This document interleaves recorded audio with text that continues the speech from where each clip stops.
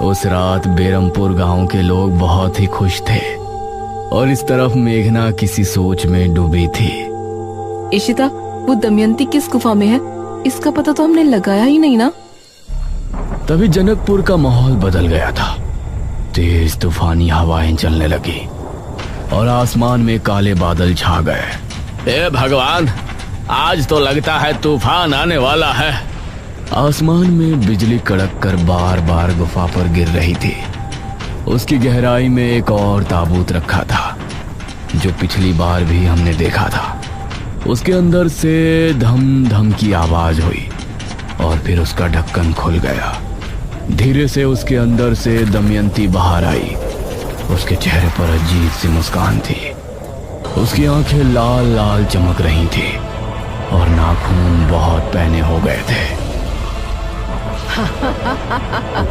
हम जाग उठे हैं, हम फिर से आजाद हो गए, आजाद हो गए हम। वो भयानक अंदाज में हंसती हुई गुफा से बाहर की ओर बढ़ गई। उसके चेहरे पर एक रहस्यमय मुस्कान थी जो आने वाले खतरे की तरफ इशारा कर रही थी। पिछले भाग में आपने देखा कि वह आदमी एक हड्डी छुपा लेता है और वह होशियार लड़का ये सब अपनी आंखों से देख लेता है। इसके बाद वह तुरंत वहां से निकल जाता है और फिर अगले दिन सुबह सुबह वह लड़का सीधे बाबा के पास पहुंचता है। बाबा, मुझे आपसे एक जरूरी बात करनी है। हाँ हाँ बेटा, जरूर बताओ, क्या बात है? लड़के ने बाबा को सारी बात बता दी। यह सब सुनकर बाबा कुछ देर तक सोचते रहे, फिर बोले, हाँ, मुझे उस आदमी पर पहले से ही शक था।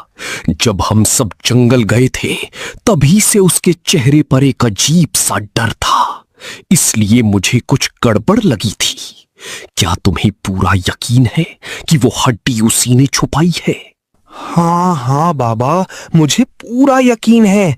मैंने अपनी आंखों से देखा है। उसने अपनी जेब से वो हड्डी निकाली थी और किसी के देखने से पहले ही मैं वहां से भाग कर आ गया। वो दोनों बात कर ही रहे थे कि तभी वही आदमी वहां आ गया। बाबा और उस लड़के को साथ बैठा देखकर वह अचानक रुक गया और कुछ पल तक बस उस लड़के को घूरता रहा। फिर उसके चेहरे पर एक अजीब सी मुस्कान आई और बिना कुछ बोले वह वहां से चला गया।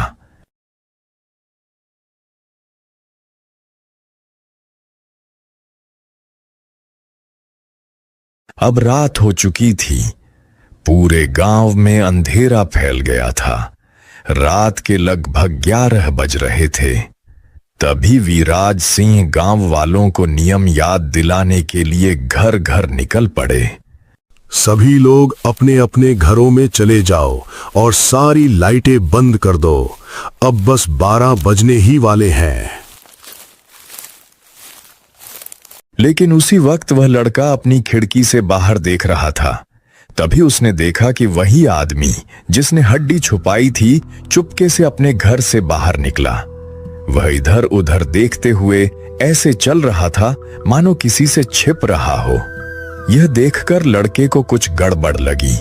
लड़के ने चुपचाप उसका पीछा करना शुरू कर दिया।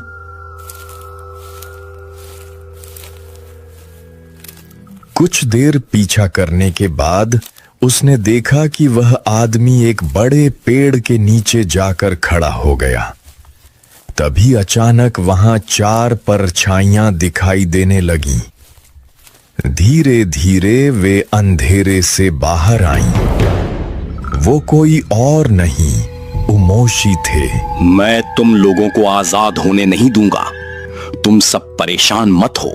तभी अचानक उस लड़के का पैर गलती से एक सूखी लकड़ी पर पड़ जाता है और चर्र की आवाज पूरे सन्नाटे में गूंज उठती है। और तभी अचानक सारे उम्मोशी एक साथ उस लड़के की तरफ देखने लगे। यह देखकर लड़का बुरी तरह डर गया। उसके हाथ पैर कांपने लगे और डर के मारे उसकी सांसें तेज हो गईं। सारे उमोशी धीरे धीरे उस लड़के की तरफ बढ़ने लगे, लेकिन तभी अचानक वह आदमी जोर से बोला, रुक जाओ, उसे कुछ मत करना, उसकी कोई गलती नहीं है। तभी सारे उमोशी अचानक शांत हो गए। उन्होंने उस लड़के से नजर हटाकर उस आदमी की तरफ देखना शुरू कर दिया। मौका देखते ही वह लड़का डर के मारे वहां से भाग निकला। पूरी रात कांपते हुए उसने किसी तरह बिताई और अगली सुबह वह सीधा बाबा के पास पहुंचा।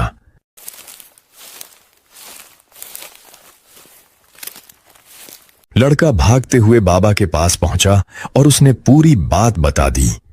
यह सब सुनकर बाबा हैरान रह गए। इसके बाद बाबा और गांव के सभी लोग उस आदमी के घर पहुंचे, लेकिन वहां कोई नहीं था। फिर पूरे गांव में उसे ढूंढा गया।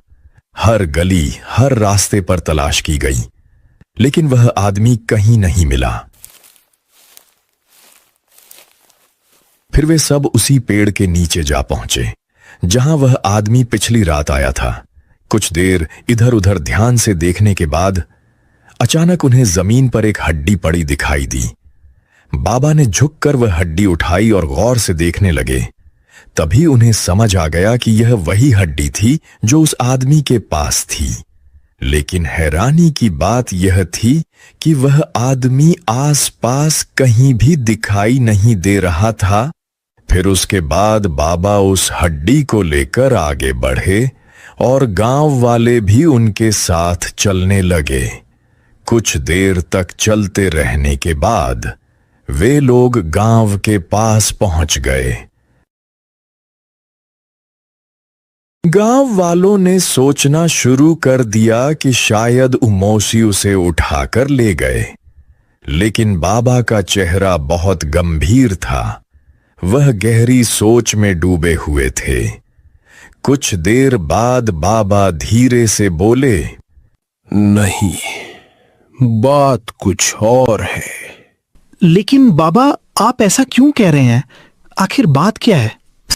क्योंकि अगर उमोशी उस आदमी को ले गए होते तो जो हड्डी उसके पास थी वो यहां क्यों छोड़ जाते? अगर सच में उमोशी उसे उठा ले गए होते तो वो हड्डी भी उसके साथ गायब हो जाती। उसके बाद बाबा उस हड्डी को गौर से देखने लगे। तभी उनकी नजर उस पर बने कुछ अजीब और पुराने निशानों पर पड़ी। बाबा का चेहरा अचानक गंभीर हो गया, मानो उन्हें कोई पुराना रहस्य समझ आ गया हो। बाबा, इस हड्डी पर ये कैसे निशान है?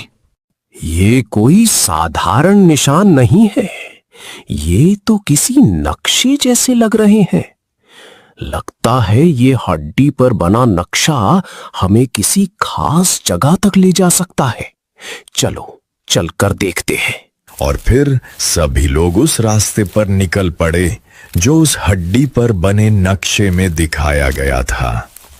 काफी देर तक चलते रहने के बाद वे एक सुनसान जगह पहुंचे।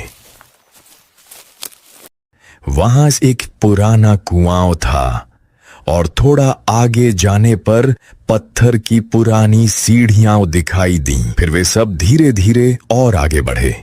थोड़ा चलने के बाद उनके सामने एक और पुराना श्मशान दिखाई दिया।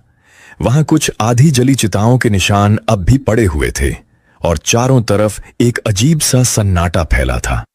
तभी बाबा की आंखें अचानक चौड़ी हो गईं, मानो उन्हें कोई बहुत बड़ा राज्य समझ आ गया हो। बाबा को एहसास हुआ कि उमोशी यानी उन 4 भाइयों की कहानी गांव वालों ने पूरी सच्चाई कभी बताई ही नहीं थी। असली सच कुछ और ही था। और सबसे हैरानी की बात, वही सच उस गायब आदमी को भी पता था।